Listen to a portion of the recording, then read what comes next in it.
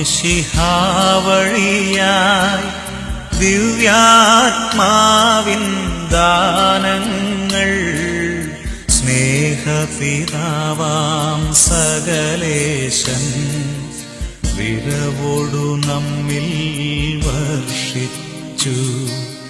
സ്വർലോകത്തിൻ മഹിമയ്ക്കായി ദൈവം നമ്മെ വിളിച്ചല്ലോ. അക്ഷയ സൗഭാഗ്യമാർന്നിടുവാൻ